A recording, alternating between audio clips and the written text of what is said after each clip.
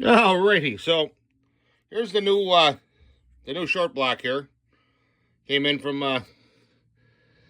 Husqvarna, and I just want to go through a little breakdown here, do a little discussion. I get that short block to my door for 180 bucks, under 180. Okay, and if you look at the cost to rebuild, the bearings with the radial seals is 100 bucks. The gasket's 106. Plus your tax and shipping is 120 bucks.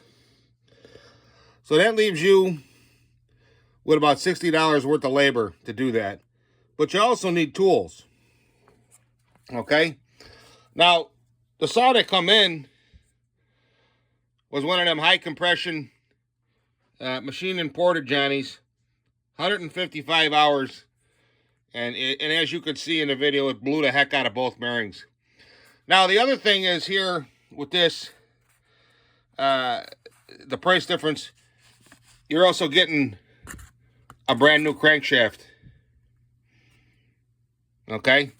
So, to me, if you're going to rebuild it, I mean, for myself, the other saw, yeah, I can rebuild that, whatever, but for a customer, you're better off just getting the brand new setup.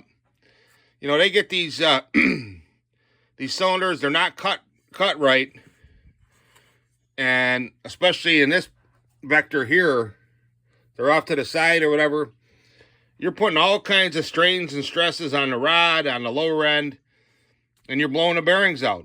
And then with the higher compression, you're just beating the heck out of it. These saws, you know, I just build them with the pretty much with the stock squish, or maybe a few thousandths thinner gasket, but that's it. You know, I don't machine the base of these cylinders on a lathe. Absolutely not. I mean, that saw got 150. That saw was freshly rebuilt. You got 155 hours out of it, and it's done. This one here, when I'm done with it for the guy, okay, he's got $180 into it. Whatever, he'll probably have $500 into it, but he's going to have a new saw, basically a new saw with his old plastic and stuff, his parts and everything, but basically be a brand new saw for him. And you're going to get a heck of a lot more than 155 hours out of it. So that's just the economics of scale. I mean, to rebuild something, I guess for yourself, yeah.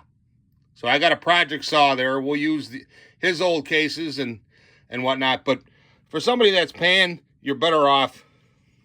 Now, is that crankshaft that came out of the other saw okay? Yeah, it might be. But for the money, why even goof around? I mean, you can't, even if this thing costs 300 bucks, if you're going to get 5, 6, 7, 800 hours out of it, it's well worth it. You know, you got a bottom end, you know, brand new saw. So that's just my 2 cents.